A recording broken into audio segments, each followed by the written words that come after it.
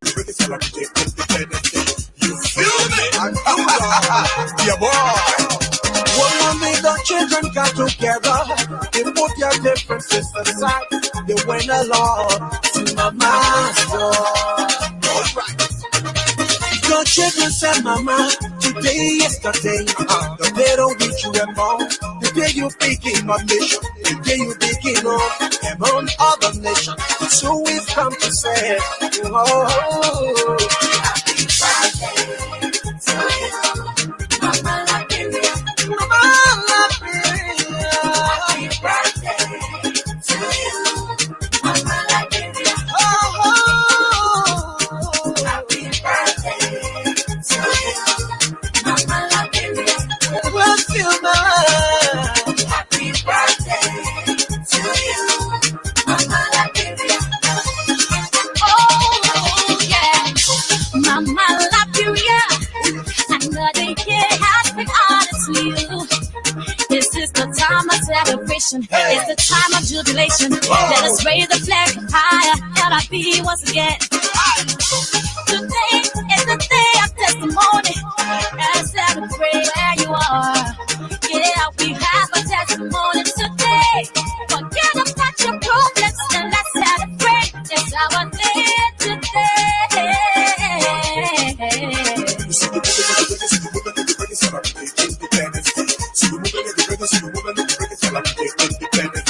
As the tree applaud and the wind whisper your arrival to a new life. Lift your hand for the dawn. I see when the night is your daylight. Happy birthday to Liberia. Happy birthday to this nation. Grab the feeling to shake yourself, celebrate the new sensation. Who's the next? You the best.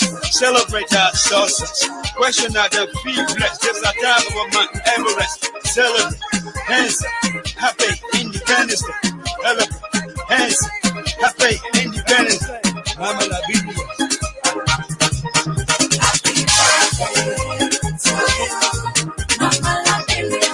Mama Liberia. Happy birthday to you, Mama Liberia. Oh,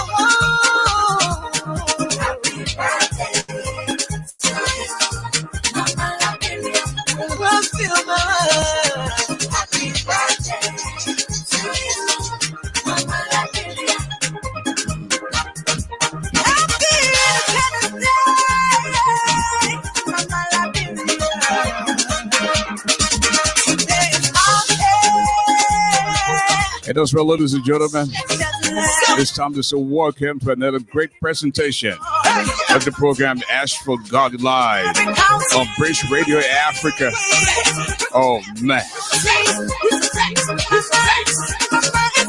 Michael Hardiman, John Jala, Jerome Roberts, welcome to the show. Make no mistake and throw no joke on this one. This is a brother who doesn't eat iron, definitely stronger than the lion. And that's why they call him the giant. That now you know me, Galway. The medicine of the microphone. The golden voice of Liberia. It feels great to be back home. And just in case you're celebrating your birthday today, I'd like to say congratulations and let us show hope that you live to see many, many more birthdays to come. Speaking of birthday, we'd like to say congratulations to Lopu Zika. And Lopu celebrates her birthday today. Happy birthday, Miss Lopu Zika. Best wishes from British Television Africa. She's my friend and sister from many, many years back home. And she's celebrating her birthday tonight. Miss Lopu Zika. Congratulations.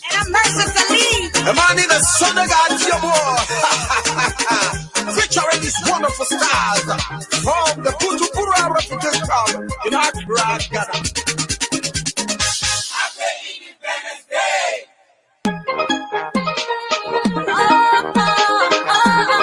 Check it,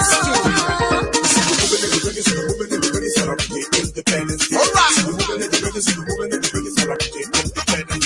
You feel me? Yeah, boy. What have the children got together? They put their differences aside. They went along to Mama. And again, once again, want to say congratulations to Miss Lopuzika as she celebrates her birthday. Felicitations. Congratulations, Lopu. The day you begin on among other nations. So we've come to say, oh, happy birthday to you, Mama Liberia. Mama Liberia. Happy birthday to you, Mama Liberia. Oh, happy birthday to you.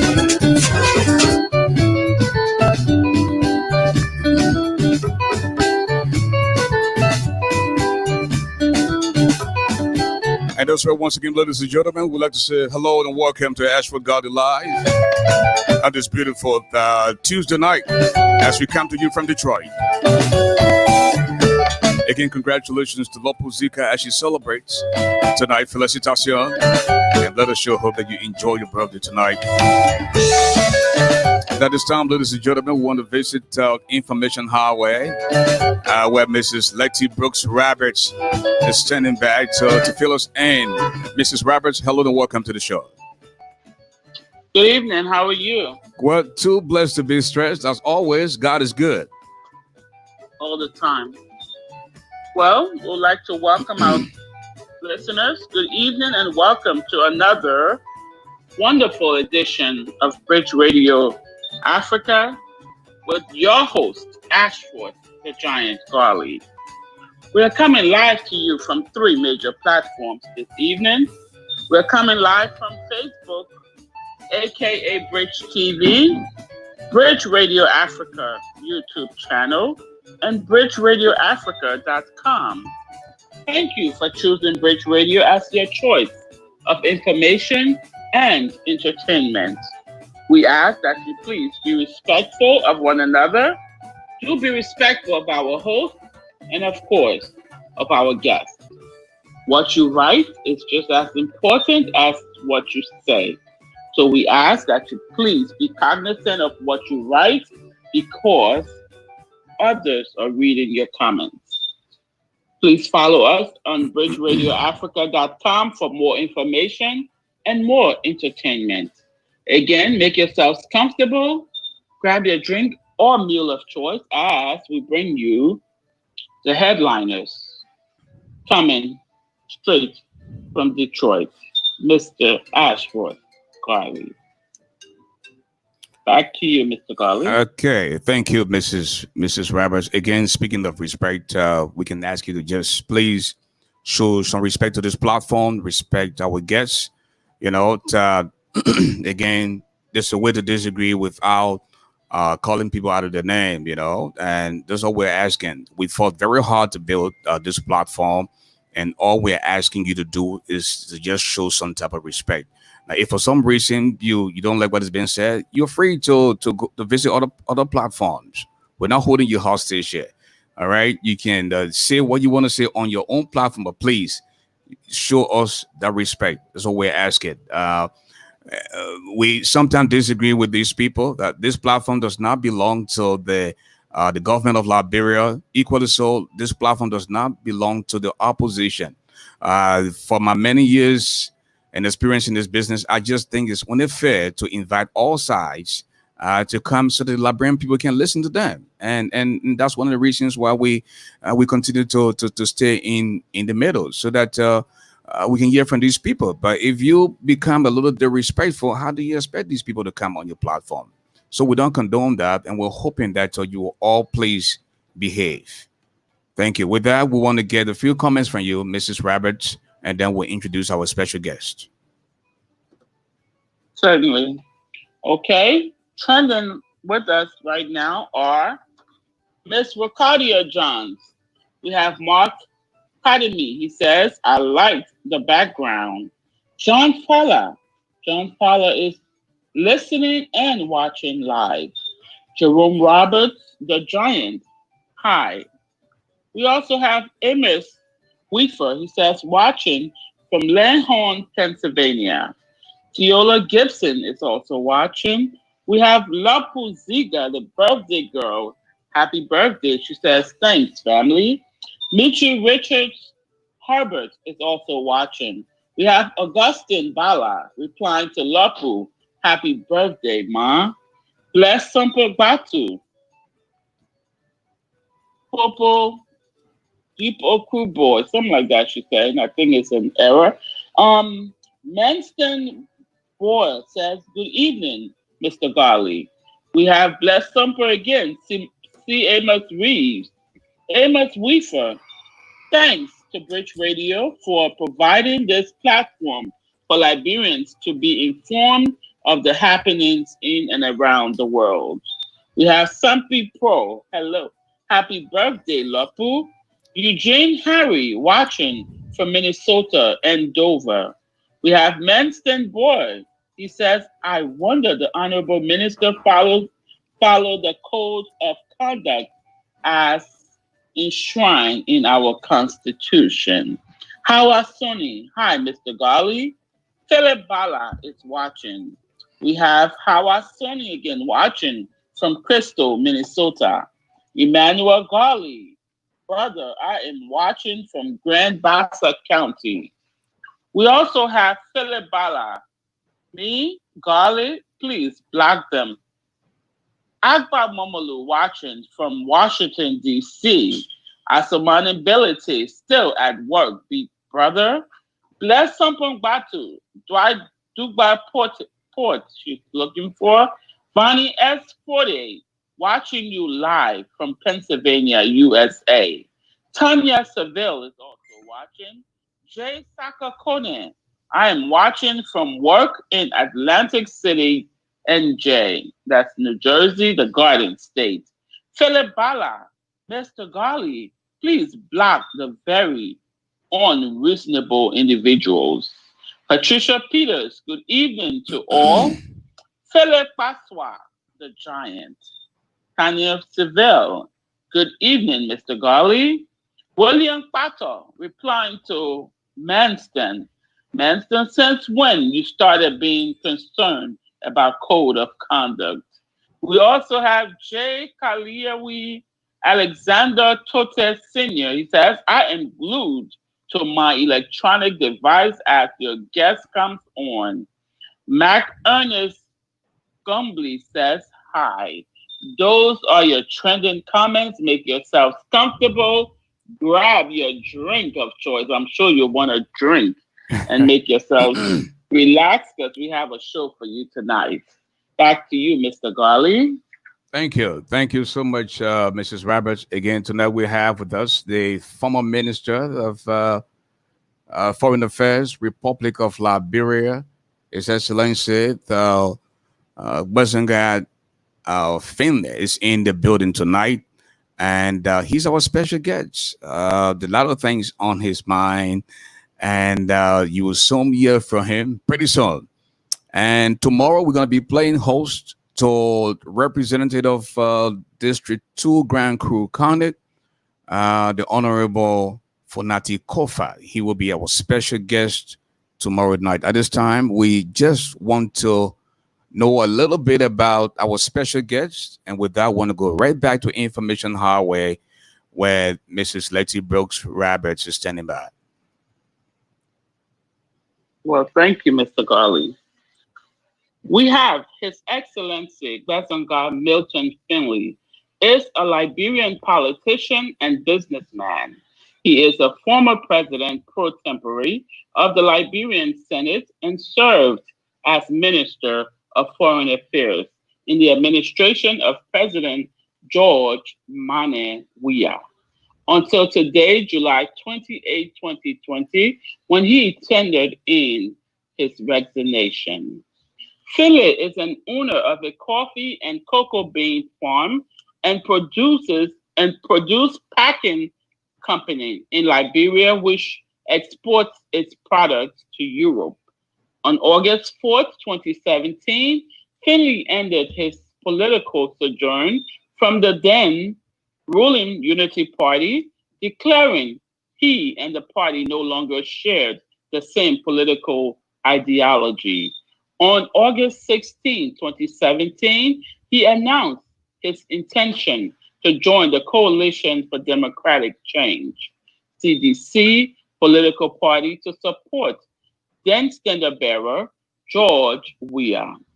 Finley was welcomed to the CDC by President Weah, who stated the Honorable Finley is an astute leader with an impeccable record of service to our noble country. President Weah further stated that the former pro tempore had contributed immensely to the governance process of our country, and he believes he will be a great asset to the CDC movement. BASSA Milton Finley is the son of the late attorney Joseph Henry Finley and Gertrude Finley. Counselor Joseph Henry Finley was a respected member of the Liberian Legal and Political Society as a circuit court judge and later senator of Grand Bassa County. Finley attended primary school at Buchanan Demonstration Elementary School in Buchanan City and St. Peter Lutheran School in Monrovia. He graduated from William V.S. Studman High School in Monrovia.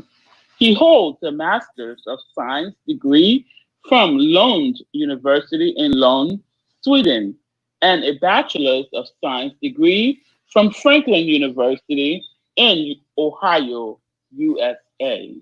On January 22nd, 2018, BASSA Milton Finley was nominated as Minister of Foreign Affairs, one day after President George Manuel Weah was sworn in as the 25th President of the Republic of Liberia. Finley received confirmation by the Senate Committee on Foreign Affairs on January 26, 2020. Mr. Garley, I should say Honorable BASSA Finley. Back to you. Thank you. Thank you. Honorable Finley, welcome to the show. Thank you, ASHFORD. How are you doing? And thank you to Good evening to all your guests. Okay. On this. We just have you just give you a minute or two to do your opening statement, and then we can go from there. Well, let me first of all thank you for this platform and inviting me over.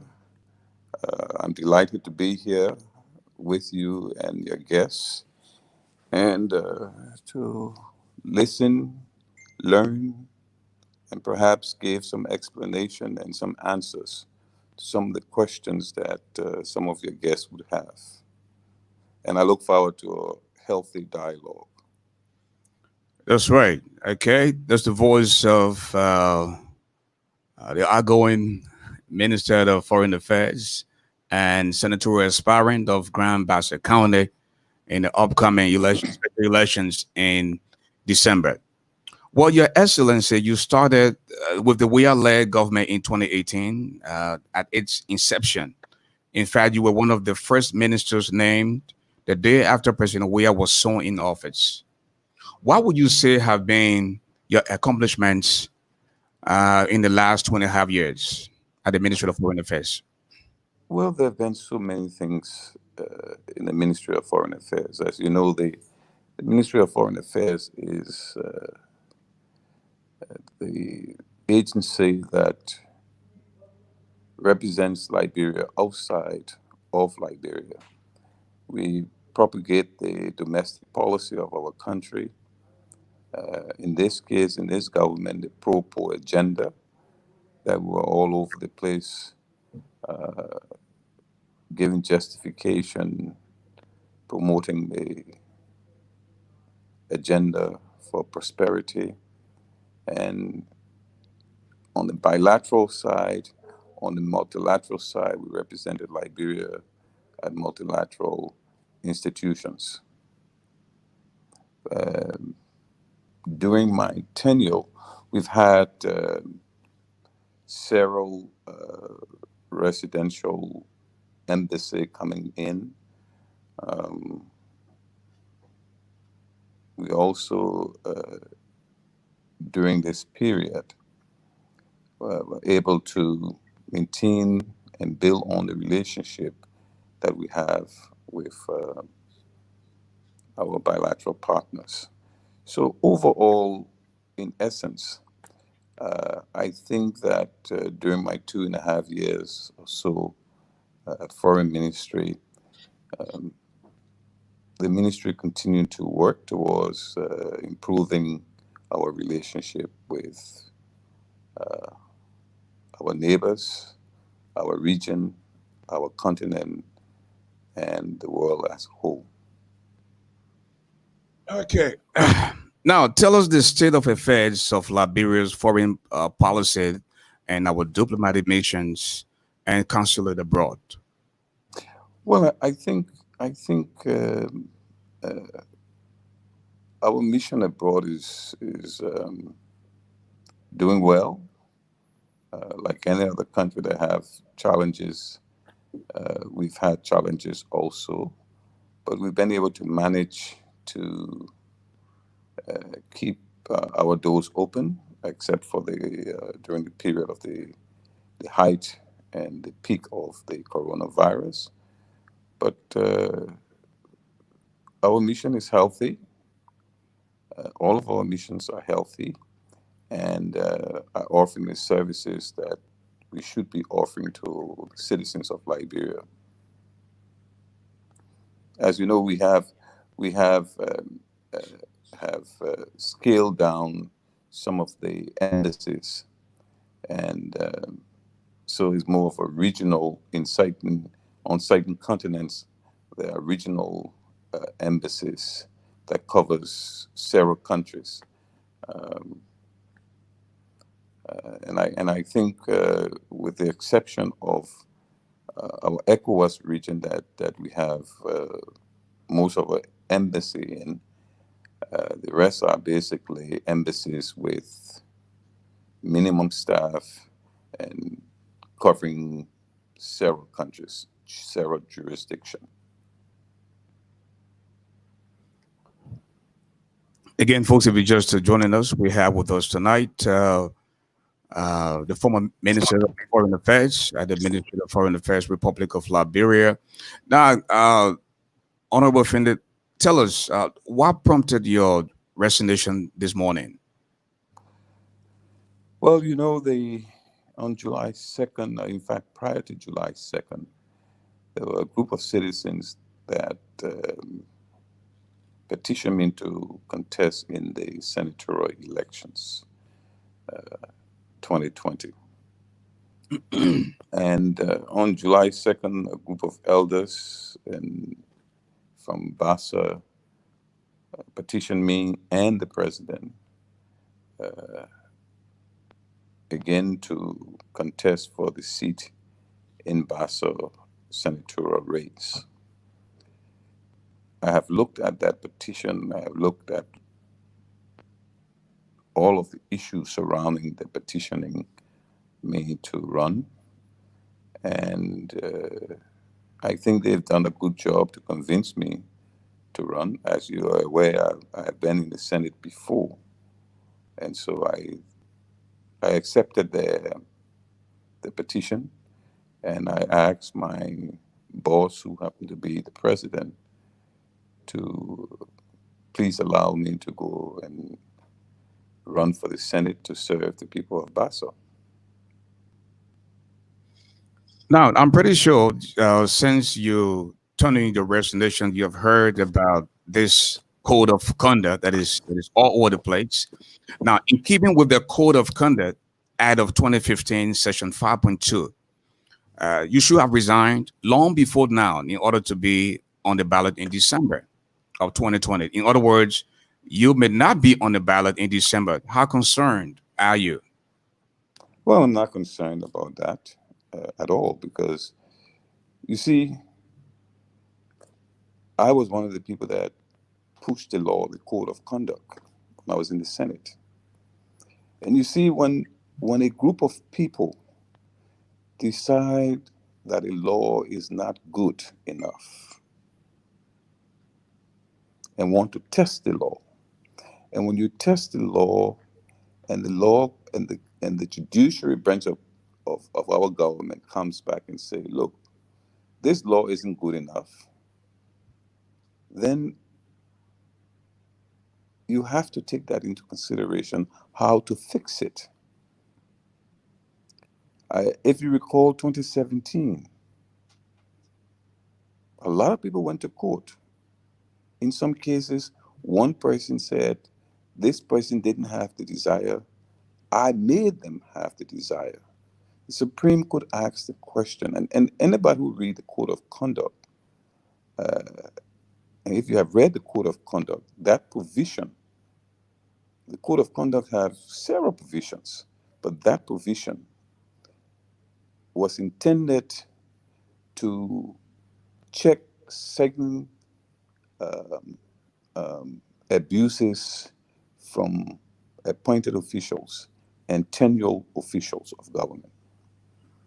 But all of that went in the wind 2017 when you had all these legal cases before the Supreme Court. The Supreme Court have ruled already on some of these issues and have an opinion on it. And the opinion is clear. In addition to that, why people are talking about the Code of Conduct, there are punitive actions described in the Code of Conduct. And so people must take their time to read the Code of Conduct. When you read the Code of Conduct, you will understand that the punitive action does not deny a Liberian or a citizen from contesting for any office. And that is reflected in the Supreme Court opinion. So you cannot read the Code of Conduct as was done, as passed by the legislature. You have to read the Code of Conduct in the context of the challenges that the Code of Conduct have gone through and the opinion of the Supreme Court. You have to read those two things in concert to understand what people are talking about. And this is the problem. So are you now saying those who are saying you are in outright violation of the Code of Conduct, they haven't read or done the homework, and you're saying that they're wrong? What I'm saying is the Code of Conduct exists as a statute. It's a law. And that law, I could be in violation, or I may not be in violation, depending on where you are standing. Because now you have the Code of Conduct passed by the legislature. That Code of Conduct went through judicial review. The Supreme Court, the Code of Conduct was challenged in the Supreme Court in 2017. And in that challenge, the Supreme Court said the Code of Conduct prescribed punitive actions, one. So you have a remedy if this particular law is violated. Equally so, the Supreme Court said it is not the prerogative of the court to decide who represents the people of a constituency. So let's take it in the right perspective. It's not, and this is where we have to understand. I'm not a lawyer, but I'm sure the lawyers will probably explain this better than I'm explaining it. But this is the issue. So that if you violate the law, what should happen to you?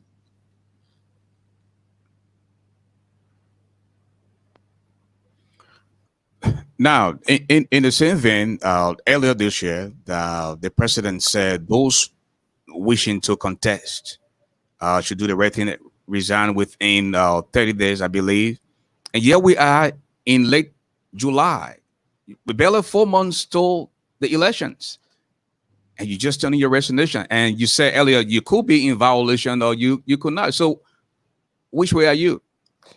Let me give it to you. It may be direct. I had no desire to run. I had no desire to run. If I had desire to run, I would have resigned 2 years ago. and focus on campaigning, I would have resigned in January. My boss gave me the ultimatum and move on. But here's the situation. I was petitioned by a group of citizens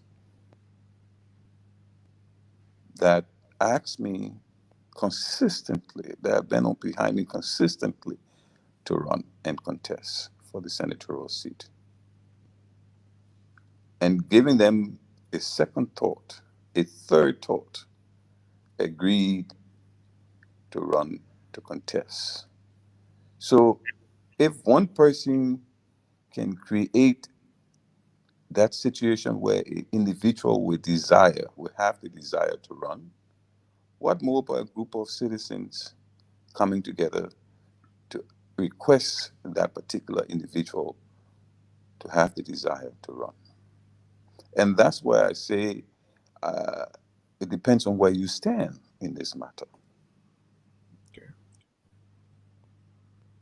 So you are not arguing whether or not you were in violation of the code of conduct. You are on the same because group of people from your county petitioned you to run, and it was not your decision to run because you would have resigned a couple of years ago, but because I would have resigned in January. Group of people from your county, petition you, and that's one of the reasons why you're running. Correct? Correct. Okay, let's move on. Which political party are you a member of, and which party ticket? I'm running with the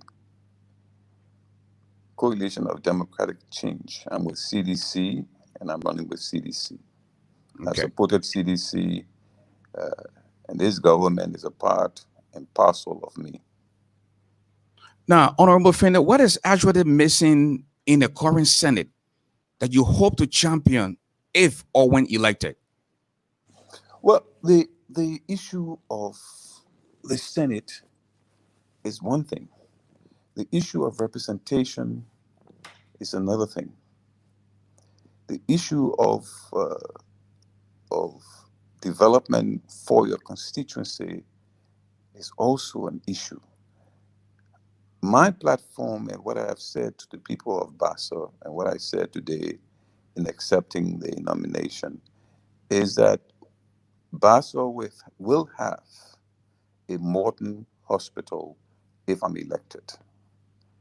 The second thing is we are going to train the young people. We're going to have establish and run vocational institution in all of the 5 electoral districts of BASSA. The third thing is we have to attract investors and we have to create jobs. And so I believe that I have the requisite qualification criteria to bring and attract investors to BASSA.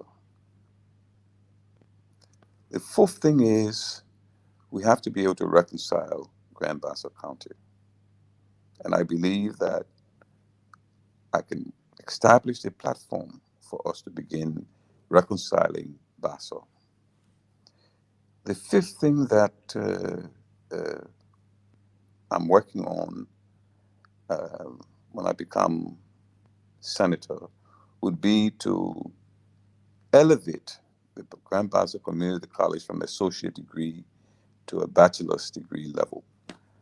So those are the 5 major pillars for which I'm contesting. Now, how do we get those things done? Is your ability to maneuver in the Senate. I believe that if you look at all of the candidates, and based on my platform, I don't see who can challenge me in any of those areas. Now, I don't know what my colleagues' platform will be, or those who are running, what they intend to do for the people of BASSA, but I have a record. The first community college in this country were established through my efforts and by me. The first community college. So all of the other community colleges that you see in Liberia that exists today came as a result and came after the Grand Bassa Community College, which is a charter university. I mean, college, sorry, not university, but college. Now, Honorable Finley, you said if elected, it was back then, you would have built a modern hospital. Uh, you are the name of the cabinet, for God's sake. You have a lot of outside connections. Don't you think going ahead to initiate the building of the hospital would have made it an easy win for you, given the status of the healthcare system in our country? Well, that's why you have senators and representatives elected to lobby for the people. That's their job. My job is to go out and lobby for my boss, who decides whatever comes in, how and where it should go. As foreign minister, I have one boss. I serve at the will and pleasure of the president, not of the people that elected the president or elected a senator or elected a representative. That's what they should be doing. That's what they should have been doing to bring relief to the people. When I was senator, I lobbied for the road to get to Porter Buchanan. I lobbied for the junior college. Uh, we had at the time where people were paying um, wide fees because we had parents didn't have the money, and they asked me to help. I paid 3 years in a row for all of the senior high and junior high students in Grand Bassa County. 56,000 United States dollars, 58,000 United States dollars, and I think 37 or 38,000 United States dollars. That is what. That is why you elect a representative uh, and senators to go out and lobby, especially during the budgetary process, to get the funding to your county where you need to build infrastructure and support education, support health. That is what they should be doing. Foreign minister, cabinet minister, you report to the president. Now, earlier you touched on reconciliation in Grand Bassa County. Now, Honorable Minister, on your watch as Minister of Foreign Affairs, Republic of Liberia, three of your kingsmen were provokingly recalled. A. Ambassador Louis G. Brown, Liberia's ambassador to the United Nations. Mr. J. Levi Damon, Deputy Chief of Mission at the Liberian Embassy in Japan. Mr. Asik Jackson, Liberia's representative to the International Maritime Organization. How do you explain this? They serve at the will and pleasure of the president, not at the will and pleasure of the minister.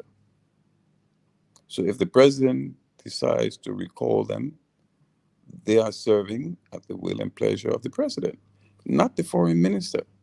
I mean, what can my boss, who happens to be their boss, decide to recall them? And they were not the only people that were recalled during this administration or during my tenure at the Ministry of Foreign Affairs. Now, did you misspeak when you said Asik Jackson was not entitled to a diplomatic passport? As a matter of fact, he does not work for the government of Liberia. He works for Maritime. Now, I don't know who made that statement, and I will repeat the statement. You see, when people get up and somebody write a story, what I said is that Isaac Jackson works for the Maritime Authority as a deputy commissioner, permanent representative to the IMO. He represents Liberia there. When the flag of Liberia is hoisted, whoever sits to that seat represents the president. Because the president, on our constitution, not statute, constitution, is the one that is in charge of the foreign policy of Liberia. And whoever is out there, outside of the borders, outside of the jurisdiction of Liberia, represents the president.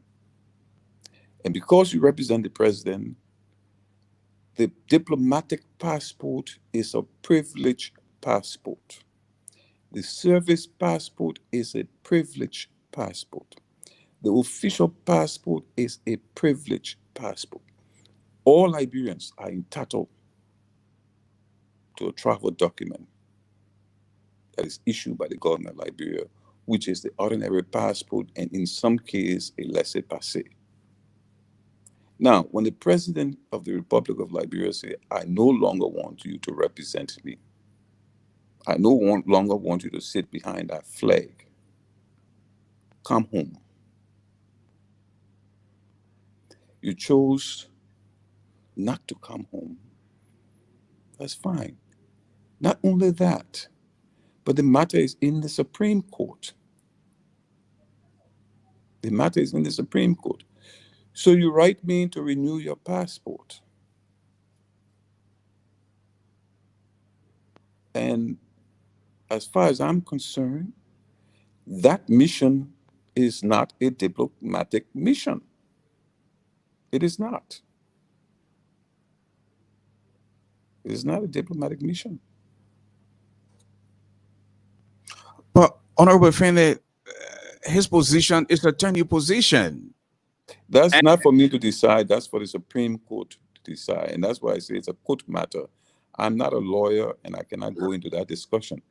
As far as I'm concerned, that not everybody is entitled to a privileged passport. You are not entitled to it. It is not your right.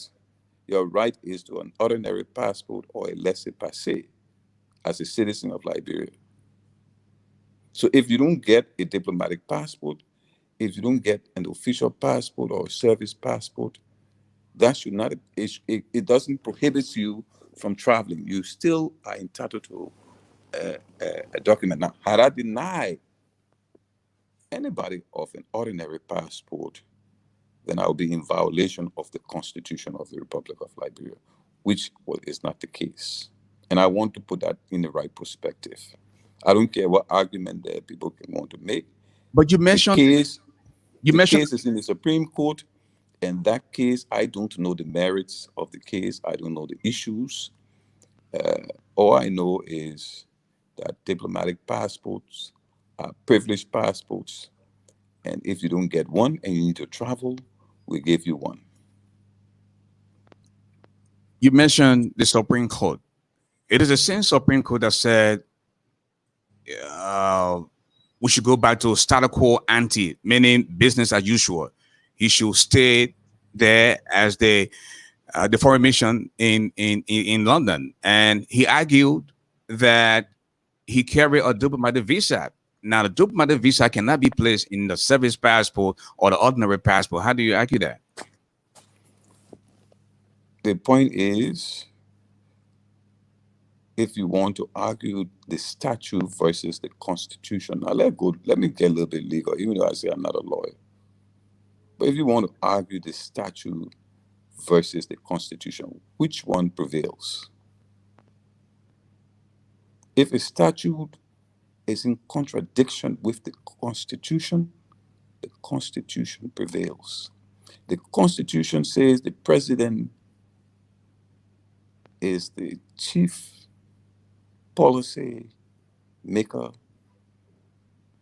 of our foreign policy. If the president says, BASSA, I don't want you to represent me, and you say, well, I'm always having a conference in Geneva, so I need to go there to represent Liberia. The president said no. The president said no. Then you say, but I will go because I have tenure. Your tenure is based on the statute, not the Constitution. And so it's something that the court will decide. You know, I mean, let's not get sentimental or about these things. Look at it from the law.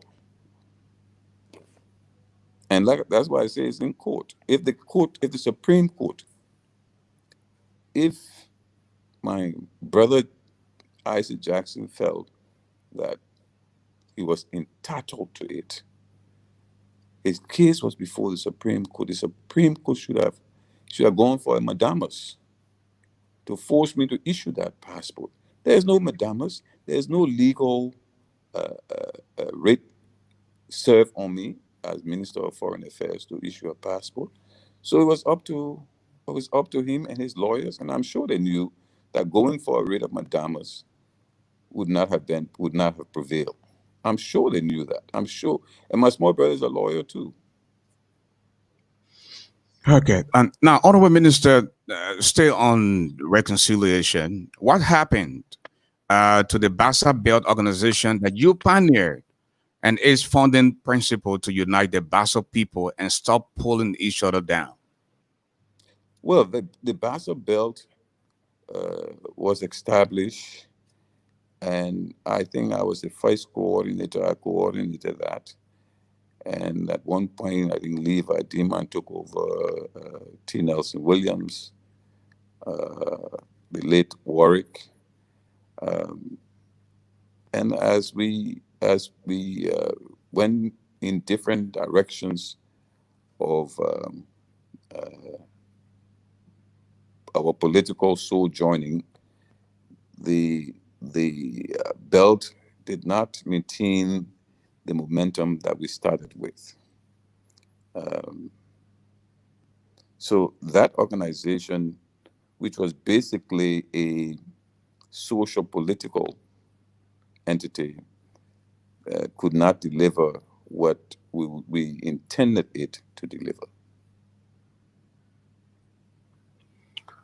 Okay, folks, if you're just joining us, we're just a few more minutes away from having you ask a few questions to the Honorable. There's a guy called Christopher. Mrs. Roberts, can you please make sure that young man leaves this platform? I said earlier, you should be respectful of how you treat us and our guests. This is not a place where you can come in and disrespect people. I won't tolerate that. Thank you. Now, Honorable Minister, you are regarded as the feminist in chief. But now, it is said that you are again trying to unseat the only female senator, your own kingswoman, again from BASSA. How do you respond? Look, let me just put it in the right perspective. I will respond in this way. Who raising the issue of female senator? Who? I believe politically, in the last 8 years, I have done more for women than the senators sitting there have done for women. In the last 8 years. When they raised the issue of a female senator, the highest political office in this country were contested by a female. Did that senator support the female? Did she vote for that female? 4 times we had to vote. 4 times. I voted. I supported. I campaigned for a woman to be president of this country. 2017. So when you're talking a gender issue, let's go to the gender issue. 2017 again. The second highest political officer of this country, a female were contesting. Did that female support that female candidate, Joa Howard Taylor? Did she vote for Joa Howard Taylor? 2 rounds. 2 rounds again. But today we hear the only female senator in the Senate, that I should not contest against her because she's the only female senator in the Senate. But let me remind you, I know there's another female in the senatorial race in Grand Bassa County. I know that. You know that. All of us know that. That is interested in running. So I don't think it should be an issue of the only female senator in the Senate. I'm not trying to unseat her. The seat is vacant. The seat is vacant. And when the time comes, that seat should be filled. So I'm not trying to unseat anybody. I'm going after a seat that is going to be vacant. Okay. Again, folks, there's a way to express yourself, yeah, without being rude. And Mrs. Roberts, I hope this Eli Christopher guy is gone. I hope he's been blocked. I will not condone that nonsense. Again, you know, we fought hard to build this platform. You know, I mean, this is complete nonsense. Calm down. Don't worry about that. No, Honorable Minister, this is not we do it on their show, but not on our platform. You know, they want to ask these questions. How will you people feel comfortable come here? You know, this is not the opposition platform or the government platform. You know, you have to respect yourself. Now, Honorable Minister, let's move on. You are accused of being unprincipled. You led the BASSA people to vote Ambassador Joseph Boyka for president in 2017, with the hope that you were going to be selected as his running mate. Now, in an event where he didn't choose you, you switched to support Weah for president against Boyka. What do you now say to the BASSA people who follow you? Well, you see, let's put it in the right perspective again. 2005, second round, I ran President Salif and Joe Boyka campaign and managed it in BASSA and Riverside jointly. 2011, I did the same. It is not about whether he had chosen me to be his running mate or not. But there are certain things of certain kind of respect that must be given. Certain kinds of respect must be given. Nobody knows what happened between me and Joe Boyka. And to assume that that's the reason. First of all, I will say this in this public manner. That when VP Boyka asked me to chair the advisory committee for his campaign, what I said to him, I'm not interested in any position because, first of all, you and I have a basic fundamental problem in terms of trust.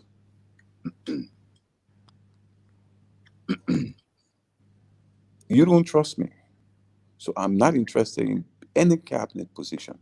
But what I would like to do is that if you win, I would like to have some deputy minister's position, some assistant minister position, some director position. Once that was refused, there was no basis for me to stay in that political sphere. Politics is interest. If I'm insignificant, then what is the purpose of me being around? What is the purpose of me being around if I'm insignificant? If you are so significant and you can do it all by yourself, and I don't have any guarantee that I will be able to influence some political appointments, then there's no need for me to be with you. I don't think that's unique to me or unique to other people. And you saw what happened in the second round of the elections. You always see that people, they are shifting for those political parties that didn't make it to the second round. They move around. Okay, Now, so I don't know why that's an issue. But according to your Honorable Minister, you supported both President Salif and former VP Boyka What brought about the trust issue? Well, I just didn't feel that he trusted me. We had several conversations around this. When you tell me at the level of where I sat politically that I'm irrelevant in BASSA, I'm irrelevant in Riverside, I have no political clout in those areas. I heard that all the time. Findley lost the election, and so he's insignificant to the BASSA people. What people forgot to know is that even where I lost the elections, I did not leave BASSA.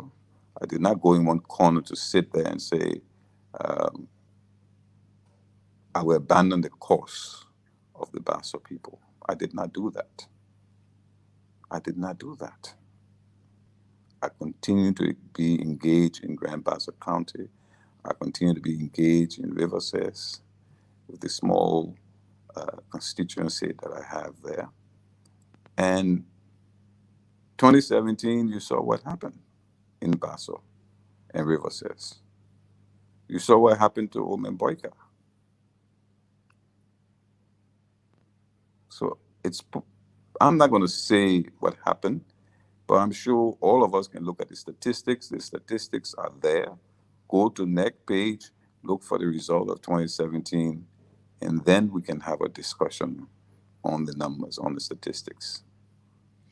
Now, Honorable Findley, there are some who say you didn't accomplish anything as President Pro Tempore of the Liberian Senate. Why would you accomplish now as just a mayor senator if or when you win? You know, if you want to know my accomplishment, this is where we have a problem with Liberians. This is where we have a serious problem with Liberians. Those extension billings that are in the Capitol billing yard today, who do you think started it?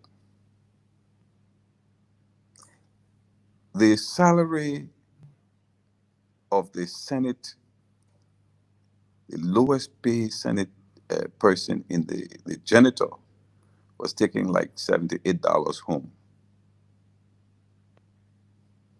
Their salary was raised from $78 under my leadership, to $200. Go and look at the facts before you talk. This person failed.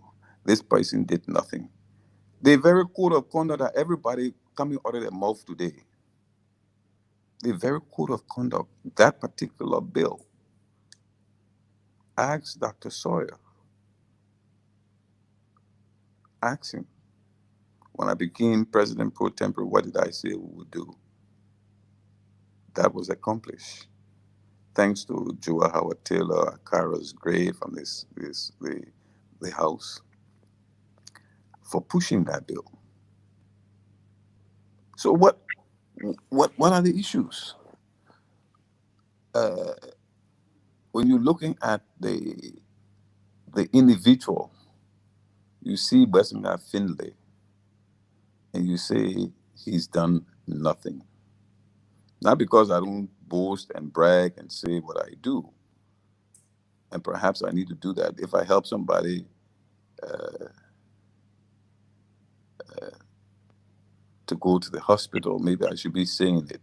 If I help somebody, knowing our situation in Liberia as politicians, maybe I need to start talking like the other politicians are talking. But it's not my upbringing. My parents didn't bring me up that when you help somebody, you throw it in the public for everybody to know what you're doing. So they need to dig a little bit more deeper. Go and get the information. The information is in the Senate. Go to the Senate, get the information, and then come back for us to have the discussion. Now, you can also be in one or two, that is in different parties, and still live as brothers and sisters. One of the things you mentioned on your platform is reconciliation. Now, resigning your position of foreign minister to run for the Senate, Is it your way of settling scores with the Liberty Party? Please respond. Well, I have no problem with the Liberty Party. The Liberty Party um, and I, don't forget, 2005, there were 6 seats in BASSA. I won 1. Liberty Party won 5, 2005. And I can tell you that there is no representative or senator from the Liberty Party that would say they could not come to my office or I didn't go to their office. Even though we came from different sides of the aisle, ask them, all of them. Senator Innes, Honorable Page just died here last week. May his soul rest in peace. Honorable Hodges died sometime last year. May his soul rest in peace. Byron Brown is here. Gabriel Smith is here. Senator Lawrence is here. So all of them know that I went across the aisle to all of the offices. It wasn't whether you were from Liberty Party or whichever party, whichever political philosophy you had. I was willing to sit to the table to talk, disagree or agree. So what score is there to settle? Well, I ran 2014. I lost to Liberty Party. Senator Kape is my senator. He and I are good friends. We have no rivalry. There is no rivalry.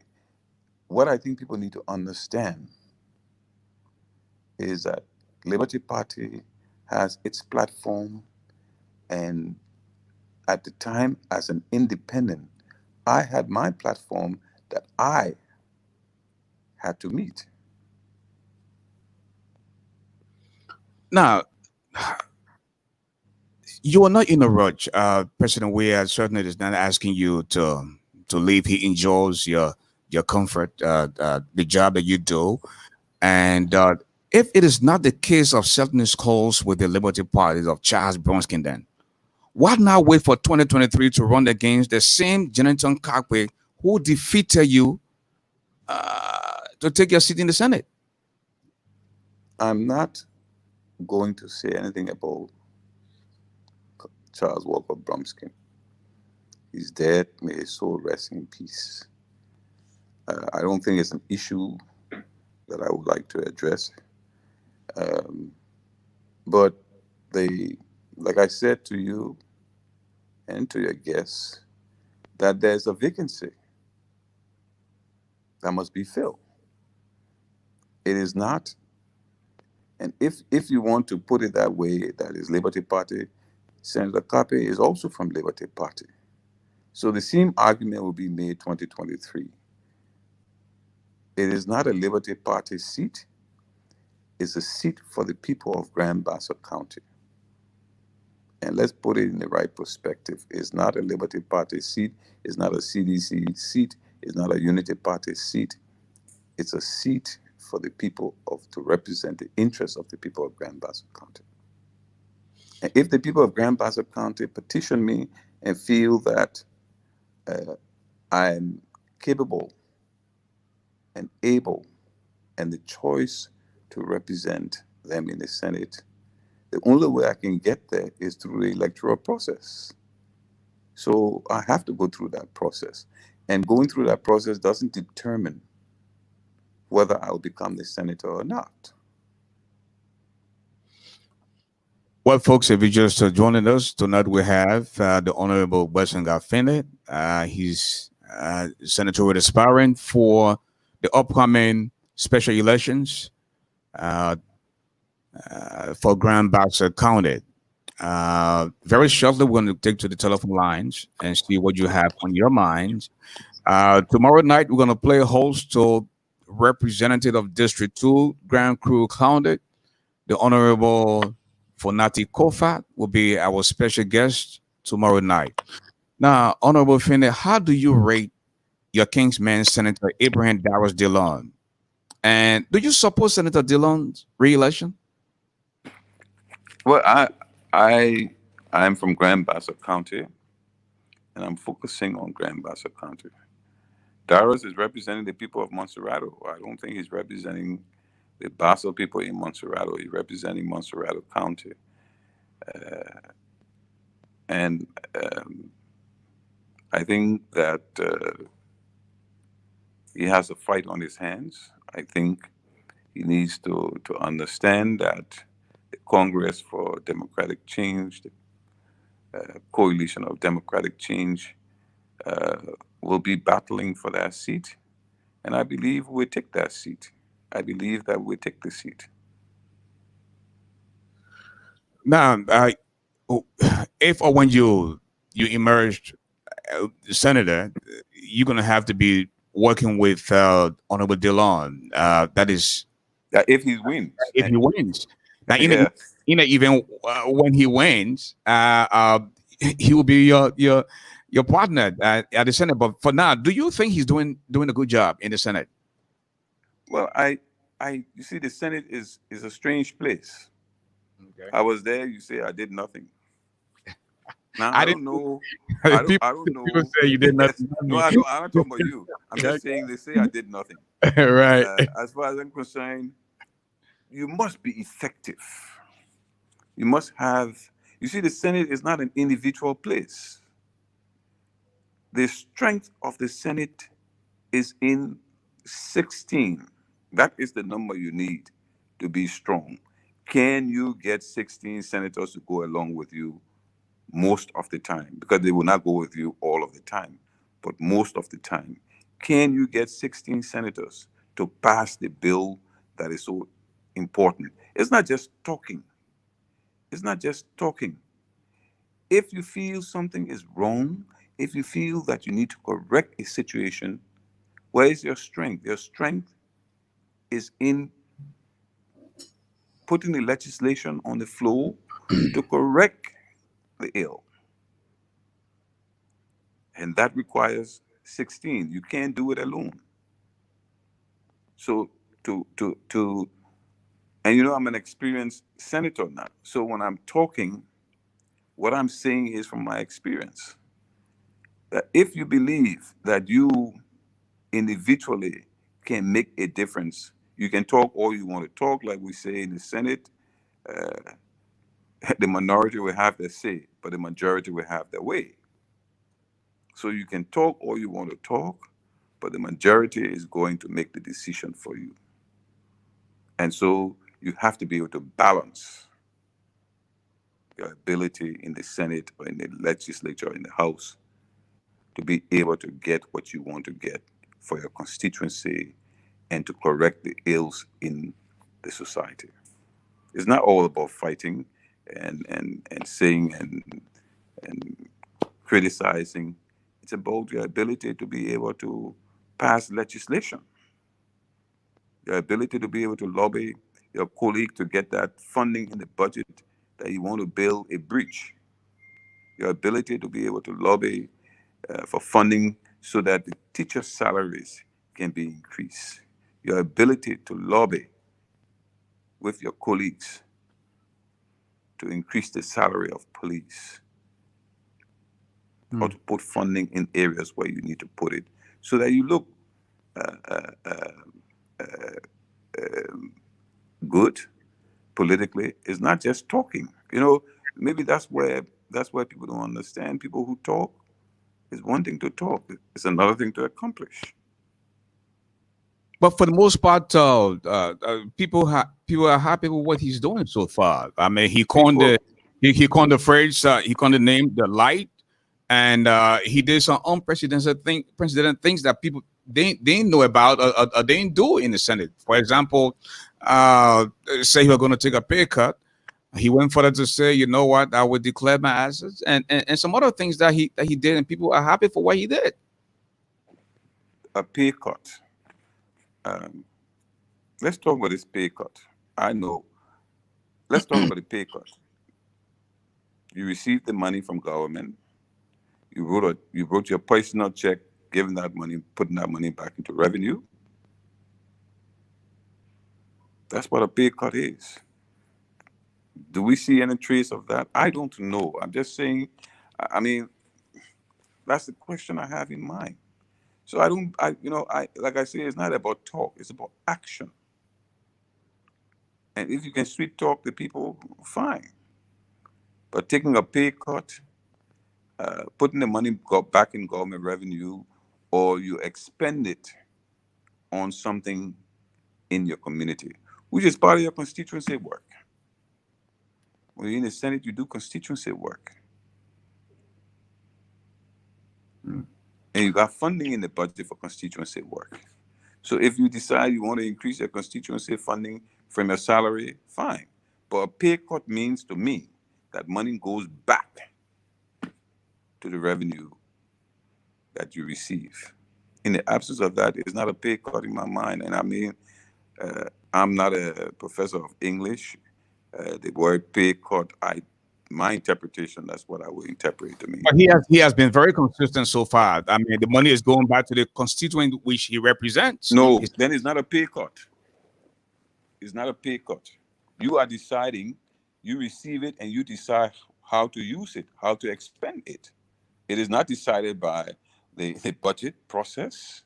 It is decided by you as an individual. And so let's put it in the right perspective. But give the man a slack for at least other get No. And Dylan, they consume everything. Senator But he go ahead. Senator Dylan is a good friend. I like him personally. But the fact of the matter is, let's stick to the facts. Let the facts be the facts. If I'm taking a pay cut, which means I'm taking $5,000 or $2,000 a month for my pay, is what I will decide how to use it. And the rest goes back for budgetary reappropriation. That's not what's happening. What is happening, I take the money and say, oh, okay, today I'm going to Carey Street and I will spend $5,000 there buying shoes for all the people I will see on Carey Street. That is not a pay cut. You're being a humanitarian, you're being kind, or you're being sensitive to the plight of the people without shoes. But it's my decision. It will be my decision. It's not the decision of anybody else. Is it wrong to see the money go to directly people as opposed to putting it back in the Senate for some budgetary allotment, as you claim? But then you're not taking a pay cut. Then don't say it's taking a pay cut. You're saying something different now. Is it wrong to do that? No, but then don't say it's a pay cut. It is not wrong to do it because it's your choice. It's a choice that you have made, not a choice that the budget process have made. It's a choice you, as an individual, as a senator, have made to take that money and put it back. I give you a typical example. They gave me 2007 or 6. Metal Steel gave 103 pickups to the legislature. I didn't even take mine. I never even got in it. I took the key and gave it to the Minister of Agriculture. Take it and send it to the county. I wouldn't have said to anybody that I didn't take the pickup, but I gave it for them to reassign it to a particular government agency. That was a gift to the entire legislature. We were 3 that did that. Me, Senator Dolo, and Senator Sacco. I refused to accept those vehicles. So when you refuse something, then give it back to the people, let them reassign it where they want to assign it. So you can't say, well. Okay. Again, folks, this is ASHFORD GARLEY Live. This program comes on weekdays from 8 p.m. to 10 Eastern Standard Time in Liberia, from 12 midnight to 2. We want to say a big thank you to the Honorable Minister for taking up time. He should be in bed tonight, but would not go to the telephone line and have you call and asking a few questions. If you have, it will be 2 minutes per person. And again, please. Yeah, I'm sorry, I was disconnected. Okay. Again, please be respectful with your questions, and he will try his best to answer your question. The telephone number is 248-979-1718. That's the telephone number to call if you have questions for the Honorable Minister. With that, want to go to just before we do that, I think we'll have a caller on the line. The last 4 digits of your number, 4938. Please tell us your name. Yeah, good evening, the giant, and good evening to the minister in studio there. Good evening. Again, let me thank you. Let me say thank you again. The minister, that's why today, President, we are. Jesus Christ. Go ahead, sir. Online. Yeah, go ahead. Yeah.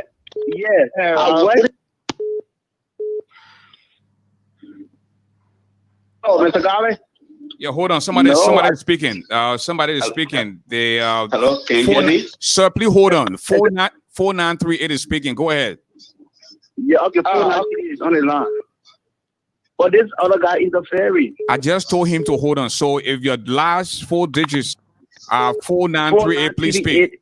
Yeah. Okay, please speak. 4938 because and the rest, please meet your phone. I work with the minister in the Senate at the time. I work with the Senate. The minister got integrity issues. Sorry to say, because I was there when NDR brought a generator. He and Senator Peter Weathersby could not put that generator from the generator room and took it to Senator Peter Weathersby house. The minister at the time he was approaching, he used to use the Senate material, who are all the grass cutter, and take it to his house and use it in his yard to cut the grass and bring it up. I think the minister got integrity problem, and the people of BASSA should not vote him in the office. Thank you a lot. Thank you. My yard. No, my yard is paved with cement. Hold on, so how would I use grass cutter in my yard? My yard is paved with cement. hold on, Minister. Now, the last 4 digits of your number. Jesus Christ, this guy's gonna give a chance. Okay, the last 4 digits, 5983. Please tell us your name. Yeah, Lodi, how you doing? My name is Bud. I'm calling from Cedar Rapids in Iowa. Okay, welcome to the show. I have only one question for the minister, and then senatorial aspirant for Grand BASSA County. Mr. Minister. Yeah. Go ahead. Right. Will you accept $5,000 to be as your salary and support your own brother agenda, or his legislation that he's just pushing into the House of Senate? That's my question. Thank you. Okay, that was Jesus. Hold on. I mean, y'all hold on some more now. 9200. The last 4 digits of the number. Yes, sir. Mr. Goddard, good evening. How are you? I'm okay. Welcome to the show. Yeah, okay. Good evening to the honorable in the studio. Smith calling from Boston, Massachusetts. And I have a quick question for the people in studio. One of my questions has already been asked by one of my brother, but I would like to do a follow on that. Is the honorable when elected as senator for Grand BASSA to sign a social contract with the people of BASSA to give him $5,000 and give the rest of the money to the county? That's 1. 2, what he did not do when he was senator for Grand BASSA, foreign minister, and served the level of pro tempore. He did not do that. He wanted to do differently this time around when the people of BASSA elected as mayor senator. Thank you. Thank you. 8059. Tell us your name. My name is Emmanuel. I'm calling from Iowa. Welcome to the show. Sorry, not Nicola. Ask your question, please. I had 3 questions. No, you can't ask the question. Just ask 2. We got a lot of people in line, please. It will be very quick. He said, give 2 minutes. I only use 1 minute. Okay, go ahead. All right. My first question, to tell the minister that this question is on all Liberian mind. If you elected as senator for Grand Bassa, are you willing to take 5,000? Yes or no? The question is yes or no. Question number 2. Pressure of the president, we agree, but you are educated president. Do you guys advise the president? 2, 3, do you think as a foreign minister, is the government doing well for the Liberian people? Thank you. Okay, we have Emery on the line. Hello, Emery. Welcome to the show. Emery, you're live on the radio. Hello, this is Moses Sandy. Is it Emery? No, this is Moses Sandy. Moses, there are others in front of you. Please hold on. 7562. Tell us your name.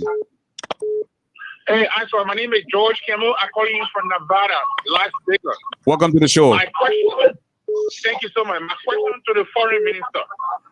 I want him to tell me how much is the amount of this elected government official supposed to receive. Is it legal for a company to give you a gift of that you just talk about? Beginning metal containers, 103 cars. Is it legal? Because we're trying to stop corruption in Liberia. I want you to tell me how much is the total amount of this company or whoever can give it to a government official, legislators, whoever they are. Because we want to stop the corruption. Let me tell me the total, please. Thank you. Thank you. 8261. Tell us your name. 202. Is the area code 8261. Tell us your name. Mr. Moses Sandy, you live on the radio. Yes, Mr. Garden. Thanks for the opportunity. This is Moses Sandy. I'm calling from the state of Delaware. I just want to ask former Minister FINDLEY. I have concern, and I want to take him back to the code of conduct. The code of conduct with particular focus on the section which has to do with public officials wanting to seek election or elected positions in Liberia. The code clearly indicates that any official government wanting to participate in an electoral process, the person is required to resign his or her positions 2 years prior to. Did former Minister FINDLEY take into consideration the code of conduct? Because it's my understanding that he just sent in his letter of resignation and he wants to contest the senatorial seat in Grand Bassa County. Does that in any way fall in line with the code of conduct? Thank you. I'm concerned about this because when he was Senate Pro Tem, it was the national legislature, which he was a part of, that passed the code of conduct into law. Is Mr. FINDLEY telling Liberians that because he wants to contest a senatorial seat, he's now willing to violate the very law that he and others passed into, the very act that he and others passed into law? Thank you, Moses. Thank you. Sure, you're welcome. Okay. We have Emery on the line. Hello. Hi, Mr. Garlic. Thanks for having me. Honorable Finley, thank you for being on. And my question, I think what I noticed about the budgetary, I think you talked about, you said the senator should go and lobby for developmental funds for his constituency. But what I see, if the law in the Senate, if he's taking money back, so the Senate, to his constituent, so means he's reducing the burden on. So how do you reconcile him giving the money back? Because it's your duty to, as a government official, because it's public money, to be able to question, to be able to audit him as to the money he's giving back to him. So what's your position in that?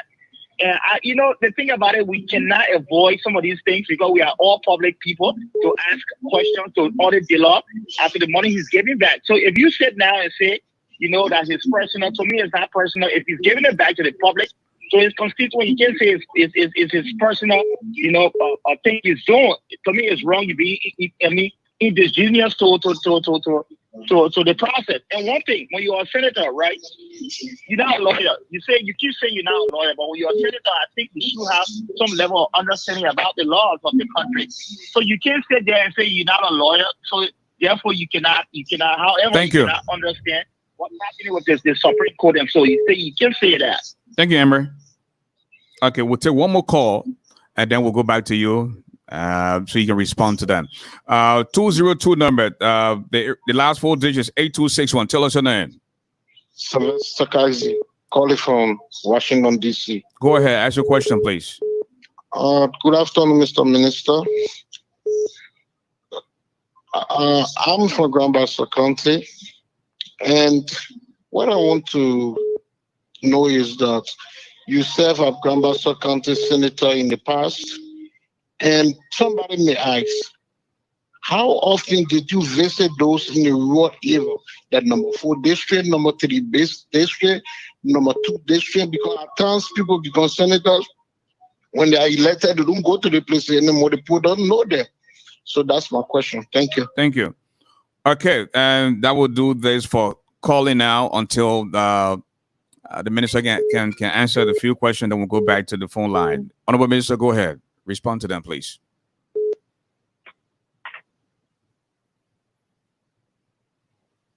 During my recess, every year I had town hall meetings.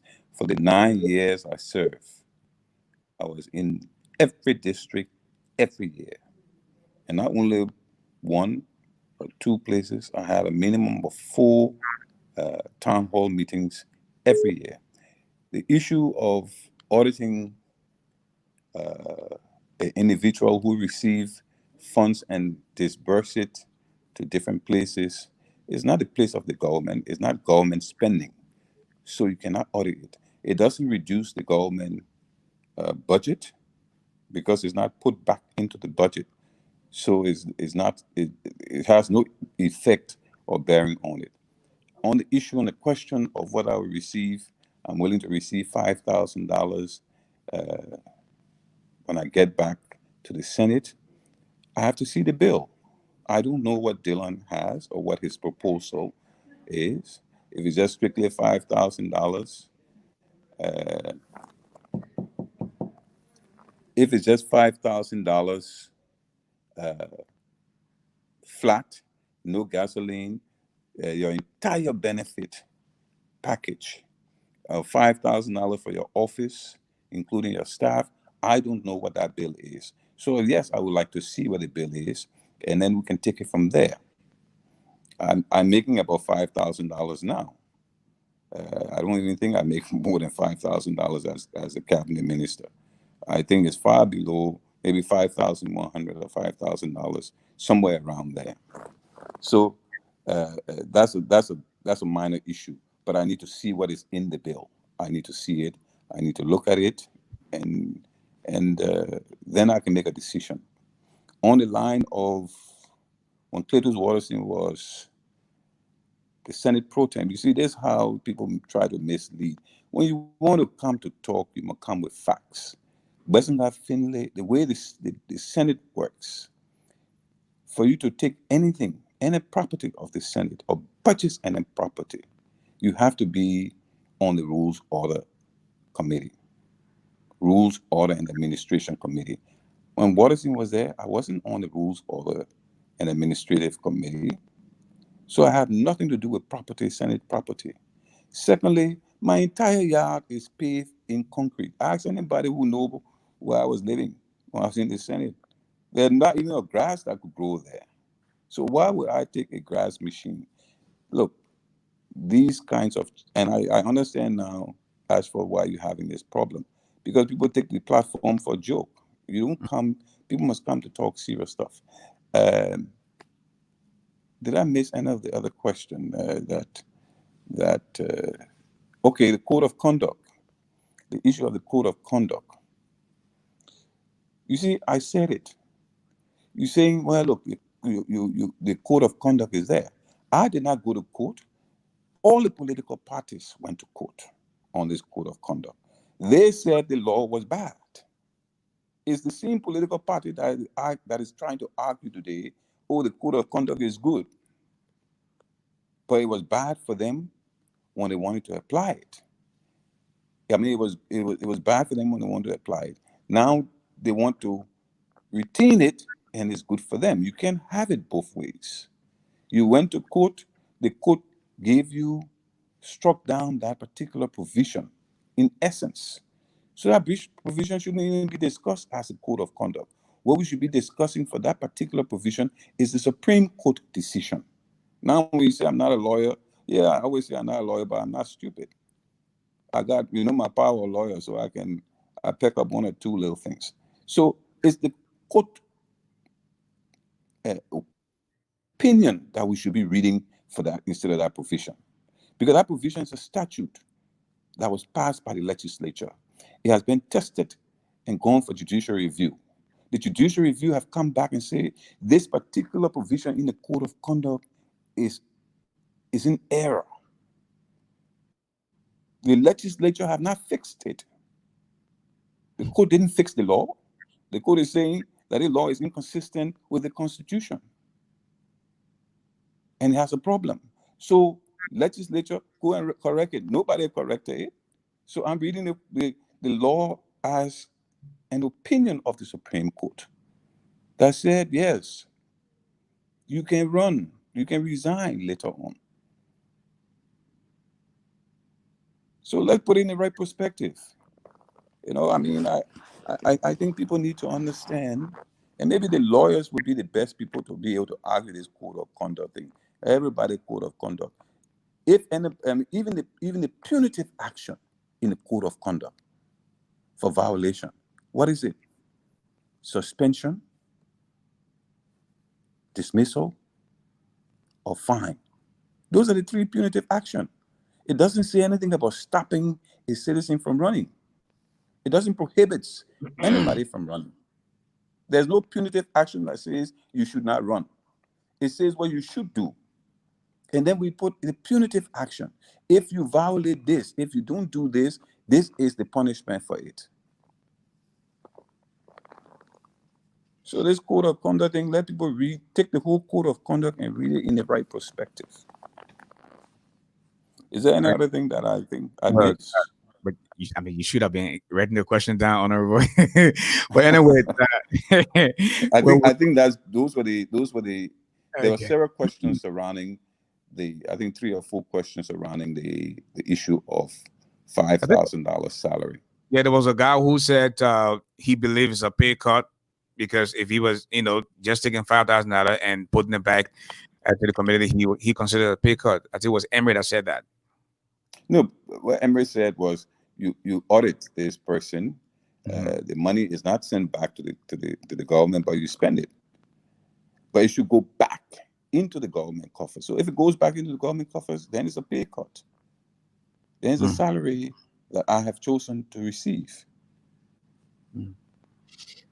Okay, I hope you're ready to write some question down.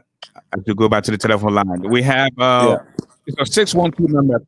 The last 4 digits of the number 3309. Please tell us your name.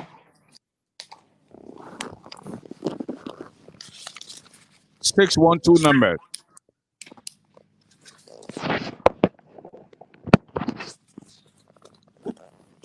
3309. Are you there? Are you there? Thank you very much. How you doing, sir? What is your name? Well, this is Prince Williams. I'm calling from Texas. Okay, go ahead, Prince. You're live on the radio. All right, thank you very much. Thanks to the radio family, and I appreciate this forum to discuss the issue of national concerns. I want to thank Minister Finley for making himself available and I want to thank him for coming to interact with his employers, who are the people of Liberia, taxpayers. I hope that in the future he can talk to Mr. Weah so he can come and have. You got 2 minutes. The introduction, you got 2 minutes. Oh, okay. Well, I just quickly want to touch on one thing and ask one question. I want to stress the point that Mr. Finley can play with words as much as he wants to, but the evidence is there. What the Honorable Dillon is doing is indeed pay cut. Honorable Dillon is a civil servant. I mean, Honorable Dillon is the senator of the people of Mosarada County. Not only is he doing a pay cut, he also doing a paid protestation. He's protesting to the fact that because he knows that nobody in the country, such as Liberia, deserves to make $10,000 or $15,000 when the poor people cannot have for the basic necessity to help them live a better life. So he's not only cutting his paycheck, but he's protesting as well. So I hope Mr. Finley gets that. I understand that maybe we are then so much in this corrupt society with a corrupt mentality, so we sometimes confuse words or play on words and try to play on the people's mind. But Mr. Dillon is doing a pay cut. Thank you, Prince. For the people in most of our country giving the pay. Thank you. My last question is, Mr. Finley, you're out of time, Prince. Please, I beg you. Why do you think the Prince, people you're out of time. Will... We don't have time, Prince. Please.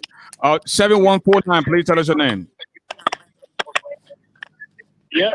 Thank you, Gaya. This is Darling Wabu from my Yeah, go ahead. Ask your question, please. Yeah, I have three quick questions for Mr. Finley. One, could you please be honest? Mr. Finley, please be honest with the BASSA people who you're trying to represent tonight, who you are asking for that vote. What was your salary when you became president pro tem? And how did the salary jump from where it was in a course of 9 years to 30,000 United States dollars a month? And you sat there as president pro tem and received 30,000 US dollars, while somebody in your office was making $200 in an economy like ours. Do you think it was more for you to be taking him 30,000 United States dollars every month as your salary for doing nothing? My last question is, people are everyone is saying now that you have become a political prostitute. You are the next. Okay. The last 4 digits of the number is 8059. Tell us your name. The last 4 digits of the number is 8059. Please tell us your name. Yeah, I have to come back again because Mr. Finley did not answer my question. Okay, what was your question? My question was, Mr. Finley, you are public servant in this country. Do you guys advise the president? My question 1. 2 was, you as a foreign minister, do you think the government is doing well for the people of Liberia or women to bring the government to power? Please read that question and answer it for me. Okay. Thank you. We have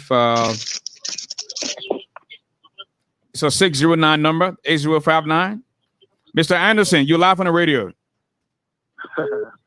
Yeah, thank you, Mr. Gotti. You got feedback coming from me, right? Or it's okay? Hello? Go ahead, ask a question, please. Hello?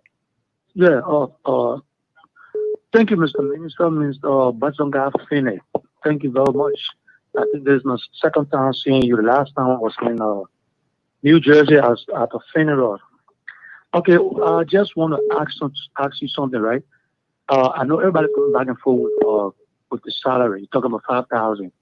Dillon is actually taking $5,000. Well, what I want to find out from you, because I've been studying everything that have to do with salary, and I want you to just, see if you can clarify this for me. We got some representatives that far away live. They represent people in places like Lofa, Nima, Kipamos, and all the way back. Dillon is right in Mosarada County, and Dillon is receiving 5,000. Do you think 5,000 is enough for Dillon who live in Mosarada County, and those that live far away? Is there any serious challenge that if we take $5,000, it's still going to be a serious problem where it's not going to affect the responsibility. Now another thing is, I know Dillon is taking 5,000. What I really want to know, the 5,000, does the 5,000 have to do with your gas slip? Just what you're taking home, compared to another thing is. Thank you. I think you're out of time. Anderson, you're out of your 2 minutes gone. Thank you. Okay. 267 number 3008. Last 4 digits of the number. Yes, sir. How are you? Good. 2 minutes, please. Yeah. My question has to do with the honorable man. Please ask him a question. The ASHFORD declaration. When he be elected as senator for Grand Bassa County, he's willing to do the ASHFORD declaration. And the second question has to do with the pay cut issue. I want the senator, the honorable man, to please be honest to the Liberian people. We're suffering too much in this country. Let me tell you, yeah. Whatever bill you would.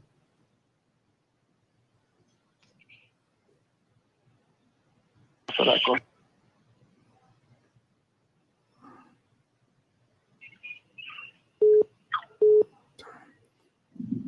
Thank you. 856 is the area code. 2216. Please tell us your name. Yeah, my ASHFORD, I didn't hear the question. And he was not. Yeah, he was not audible enough either, so I didn't really grasp what you're saying. Yeah, go ahead. 2216. Okay. All right. My questions are for question for Mr. Finley. My question has to do with we all know that Mr. Finley has served for 9 years, and what is he proud of what he has done is proud of, and what he did not achieve that is actually seeking for another chance. Why he did not achieve actually that is seeking for another chance so that he can do. Let it be honest to us. Thank you.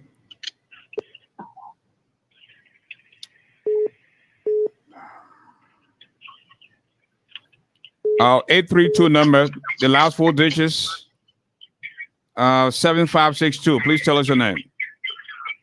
Hey, thank you so much. That's George Campbell again. But the minister didn't answer my question. Probably he didn't write it down. I want you to please write it down at this time because it's very important. We talk about fighting corruption in Liberia. My question again to the minister: how much an elected official can receive as a guest in Liberia? One. Here you talk about metal steel distributor pickup truck to the legislature. Was it a good thing or it fall into that gift? The amount that was paid for that pickup truck, did it fall in the range? I mean, the amount of gifts that elected officials are supposed to receive in Liberia? At 2. Let me know. Thank you. Please, thank you. Thank you. Again, please be respectful as you call in here tonight. Ask a question respectfully, and of course, the honorable minister will be able to answer your question. Okay, that's what he's here for. I want to go to Atlanta, Georgia. We have Miss Beverly Possible on the line. Hello. Hi, Ashford. How you doing? I'm good. I want you to ask Phoenix or whatsoever his name is. He's been in every position in Liberia and having done nothing. If he claims he loves the people so much, why don't he now? Right now he have a job. He's still going somewhere else to get the same kind of job that he had before that he do nothing. Why can't he not redirect himself to the private sector and create jobs for the same massive that life he want to change? Why is he want to go to the Senate again? If government job is their birthright, why don't they give other people a chance to serve too? Thank you. Thank you. Okay, we'll now go back to Honorable Finley to answer these questions. Well, let me start from the last one. First of all, You see, this is where we have a problem with Liberians. When you have not done your research, don't just sit there and assume that somebody have done nothing.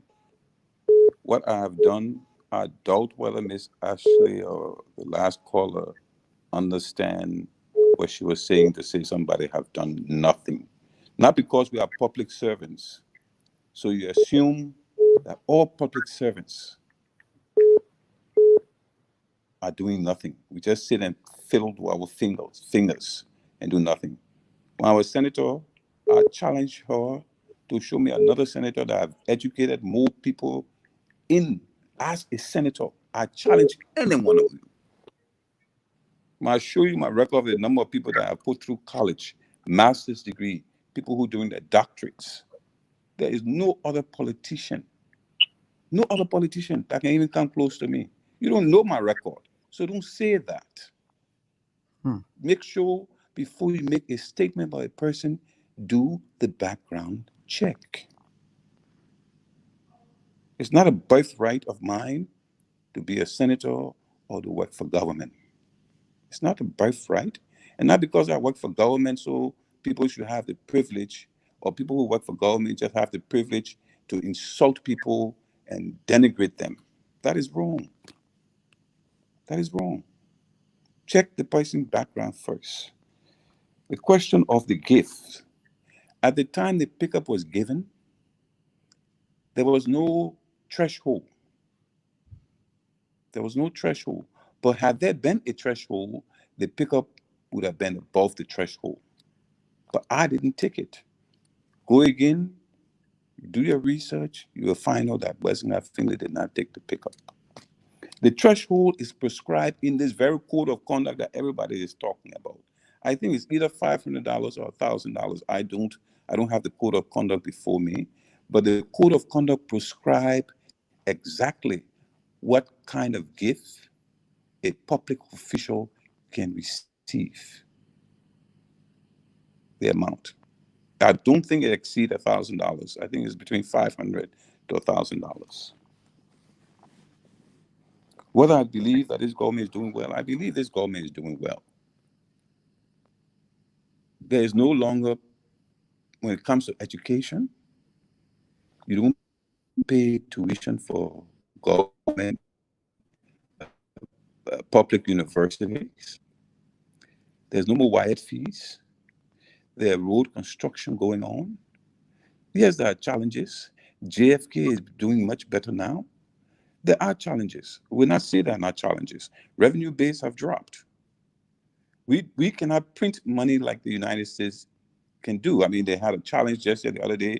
They printed $2 trillion and gave it to people. Liberia, as a government, we don't have that leeway or privilege to do so.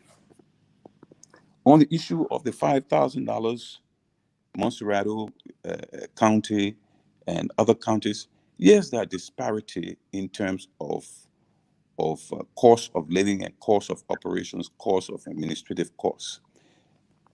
Salary should be the same.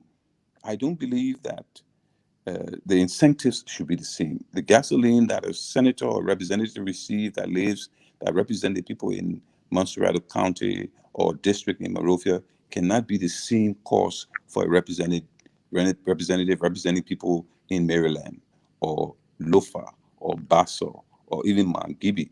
They have a distance to go to get home to be able to meet with their constituency. So I think there's an issue there that we've been trying to address when I was pro tem that we were not successful. But there's a big disparity. There's a big disparity in that. On the issue, what is it that I want to do that I didn't do as a senator? You know, lives, the people's lives are not stagnant. We constructed a road into BASSA. Given the consideration of what we have to work with in the budget, we constructed GBCC. We put funds into GBCC for operations. We put funds into the budget for health, for BASSA healthcare system. We put funds in the budget for BASSA education system. We put funds in the budget for extension of agricultural projects in BASSA. So those were the things that were important then. Today, there are things that we need to do. There are still other things that people will need. There are still other social services that needs to be improved, that is outdated. So there are things all the time that is new that one can do and accomplish. So it's not what that I didn't do then that I would do now. I did what I had to do then. I did what I had to do then. It used to be almost 4 hours, 5 hours from Buchanan City to Monrovia. Today it's 2 hours. The road is there. The junior college is there. As a result of that junior college being there, we have people who now would not have been able to do the PhD. Students from that junior college are working on their PhD today. Master's degree holders, nurses. So there are things that are evolving. On the issue of me making $30,000 a month, you know, it's just sad that people will be spreading such a thing. I was pro tem from 2012 to 2014. Check the pro tem budget. The budget is there. I'm not even going to argue that. I'm not even going to argue that. $30,000 a month? Are you kidding me? It's not true. It's not true. And it you know, you may not like me, you may hate me, you may denigrate me, but don't lie. Because when you lie, it will catch up with you. So I just want to caution us as we move in this political sojourning. We may be on different sides of the aisle, but I'm not prepared to go and lie on another politician or another person just to try to make them look bad. They got a record. I would deal with your record and deal with my record, because when you deal with my record, you have nothing to say. How many times have you heard my name in corruption scandal in this country, in the newspaper? Tell me, if I was making $30,000 a month, you really believe that all of the people that got issues here would not have called my name? Pay cut. If I'm willing to take a pay cut, I have said again that the issue of pay cut, I don't know what is incumbent in it. I don't. Since I left the Senate, it's been 6 years. So there are a lot of things that have happened. So I don't know what that $5,000 pay cut is. But if you are taking $5,000 to go from Capitol Billing to Gardnersville, and I have to take $5,000, and you during your constituency break, you ride around Monserrato, but I have to go around BASSA. The senator from Maryland has to go to Maryland, and he's going by car. The fuel consumption alone is a vast difference. And so I don't believe that why senators should have the same pay and all lawmakers should have the same pay, which I believe that representatives and senators should have the same pay, but their operational costs should be different. I think those were all of the issues that were raised. Thank you. We just have a few more questions, and then we can call this a night. Again, you call somebody here to as a visitor, you know, on your platform, and because you didn't build this platform, you want to see everything go down the drain, just how you're destroying our country. So whether you have facts, you don't have facts, you come here, you see the responsible man, you call him names instead of sticking to the issue. I don't think it's fair. If you claim that you have respect for me, I don't think you should be disrespecting my platform. You know, you are free to say what you want to say on your own platform, but don't come on somebody's platform and start to misbehave. You know, I don't like that. We have 3351. The last 4 digits of the number 3351. Tell us your name, please.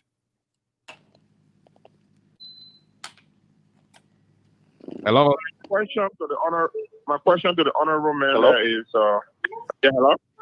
Yeah, okay, I'm dealing with 3351, please. I'm at the time. Yeah, it's me. Asha, Yeah, go this ahead. is Thomas. Go ahead. Yeah, my question to the honorable member is, I want to ask you, you will Senator for Grand Bassa County, I think, for 9 consecutive years, and you were defeated by Cartier, Senator Cartier. And what you think that would make the difference of you coming back again to be senator if the people in the past voted you out and now you want to become a senator again? What really, what new are you bringing to the table? Okay, thank you. Okay, we'll take 2 more. We'll be taking 3 calls now at a time. We'll take 2 more.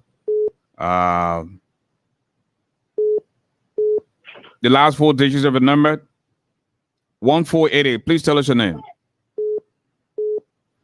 1488. Please tell us your name. Okay, thank you. Thank you, ASHFORD. Thank you so much. This is your usual caller. This is Curtis Dolly from the Unity Party. And the only reason why I called today, because Minister Finley talked about Joseph Boakai, who happens to be my political leader. Quite frankly, Minister Finley is a very good person. When he was with Unity Party, I knew that I saw the good side of him. I didn't see the other side of him. It is surprising to many of us tonight that he said he could not support Joe Boakai because Joe did not trust him. And he didn't tell the audience what was the issue of the trust. You asking that question, he didn't answer it. The next thing he said, he left because he wanted ministerial position, deputy and assistant minister positions, and there were no guarantee. I thought he was going to say that Joe would never have any vision to improve the country. But my question is to Mr. Finley tonight.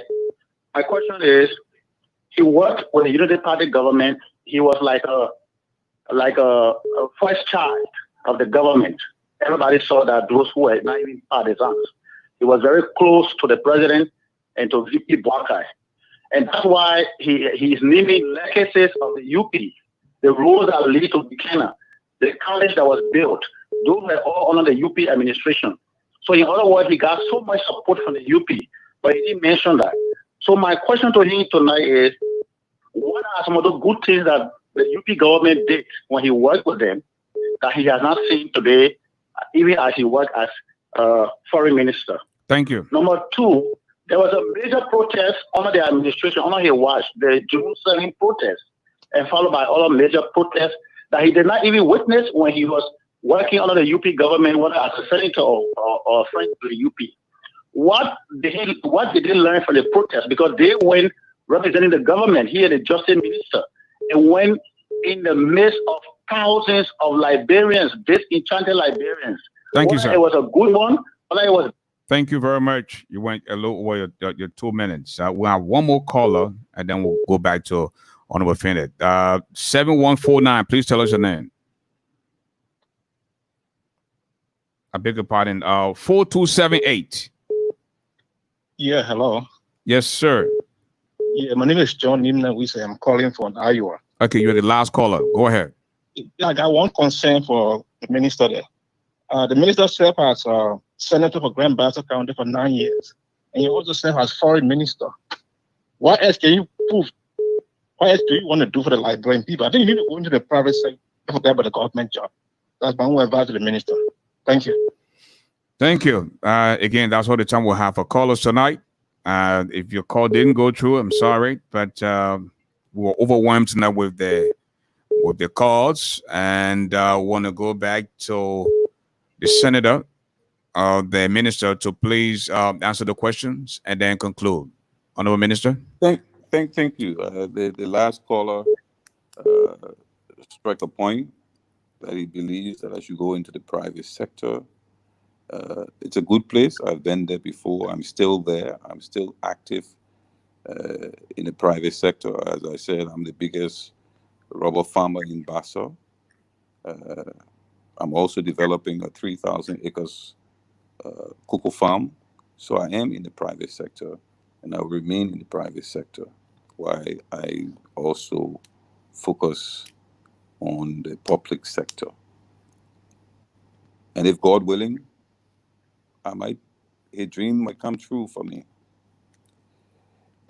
On the issue of the Unity Party, I served in the Unity Party government under President Salif. I was elected senator as an independent candidate, and I supported the government.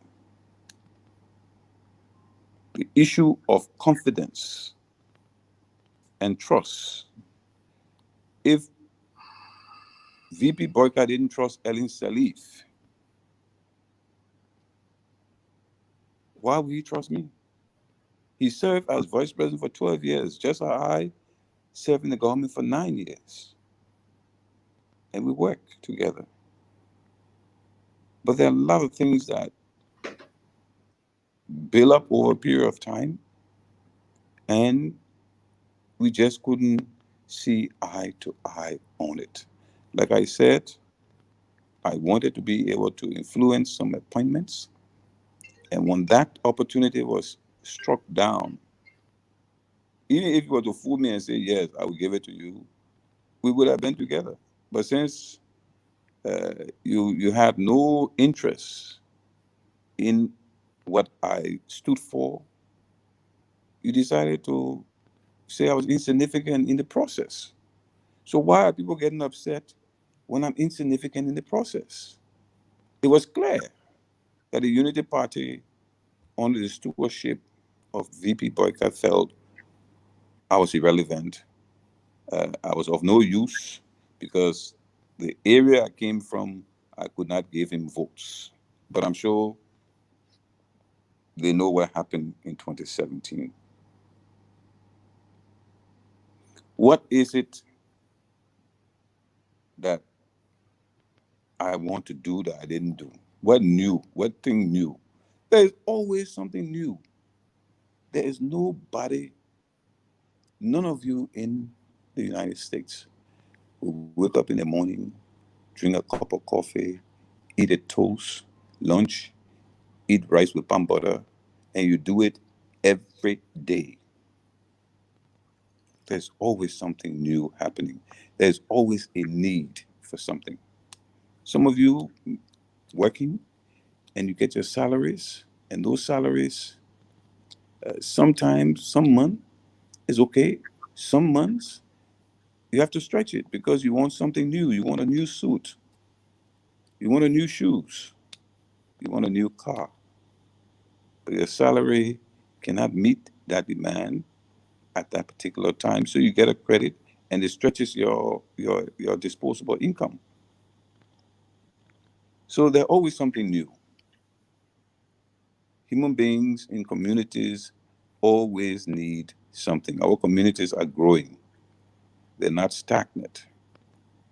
And so there are a lot of things that we want to do, that we believe we are in the right position with the right background and requisite qualification to do.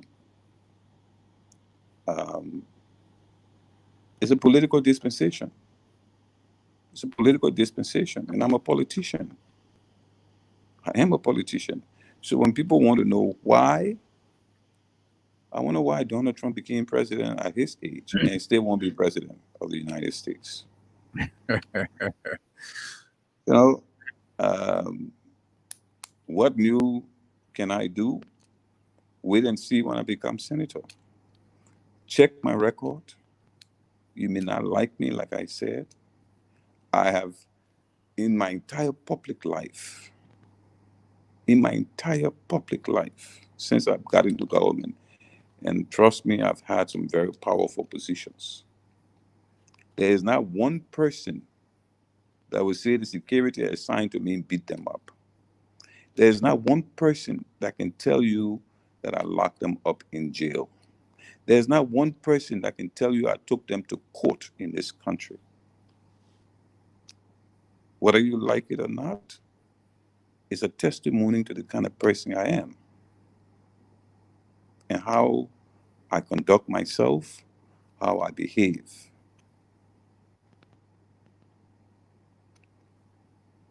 like I said, I was a part of the Unity Party government.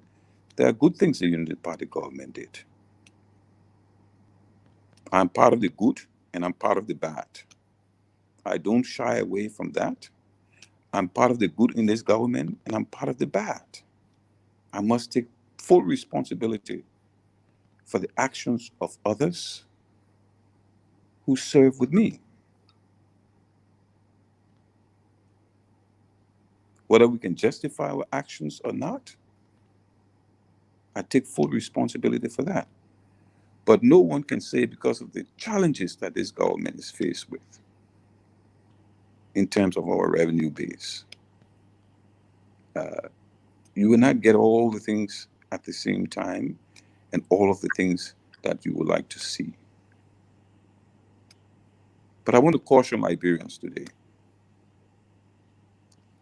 that as we as Liberians think about Liberia, we all have a responsibility to the development, the safety of our country.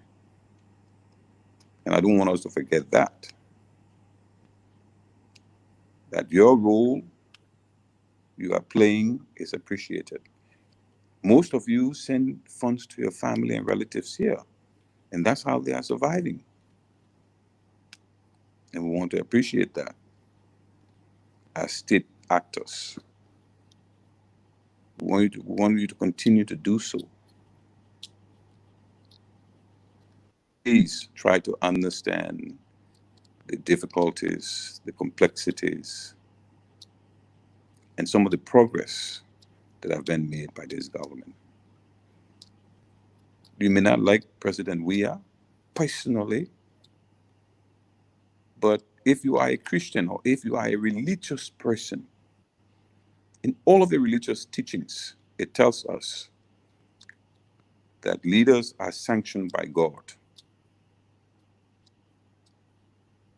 If it wasn't for God's will,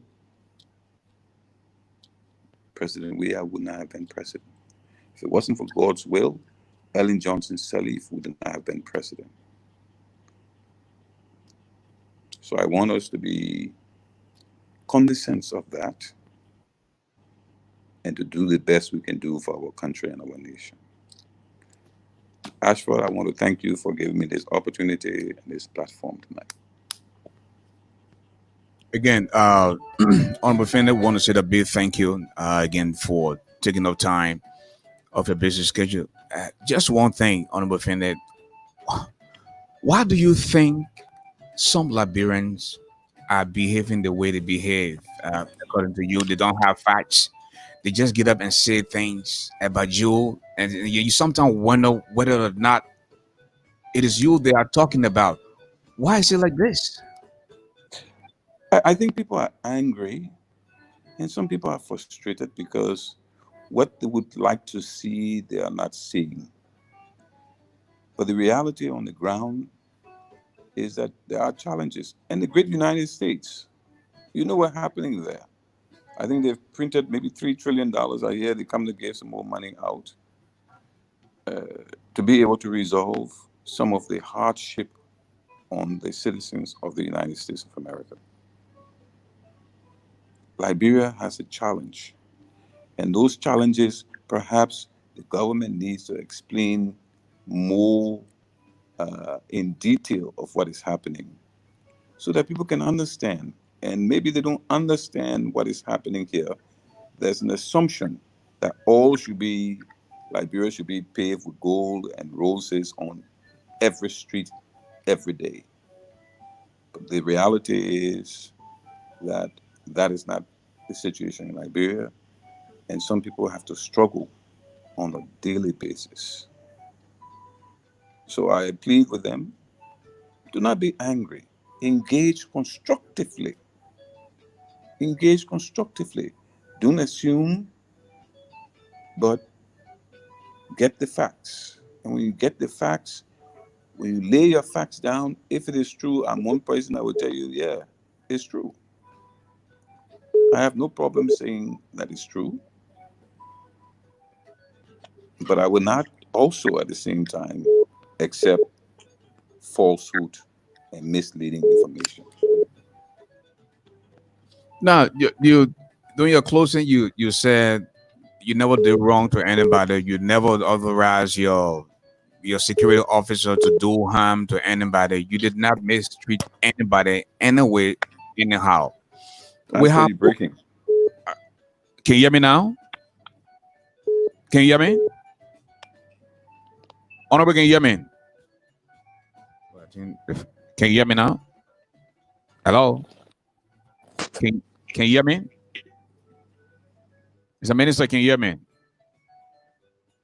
Okay, he's having network trouble. Well, folks, 2 hours of his time, I think is enough. That's all the time we have to be with you tonight. I want to say a big thank you to all of you for respecting the platform. Those for reasons best known to themselves.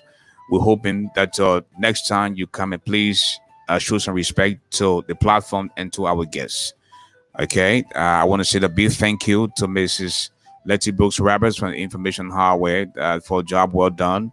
Until then, folks, please allow me to borrow the wordings of the wise man. Tough times don't last, tough people do. The height of a man is never known until he rises, and there's no second chance to make that first impression. Don't see okra and swallow bone, because you can't hide your nakedness from beef and bucket. When God bless you, don't see that medicine. And of course, when women know you, know your friend black man. This has been yours truly. The medicine of the microphone, the golden voice of Liberia, Ashford the Giant. Just to buy your gaze up and blow down. I just quote no strategy. Would it know Mozo, the one you mad double to dry? I do Adiwapo, more gradion. Ashford the Giant, that now you know me, Garley. Have a good night.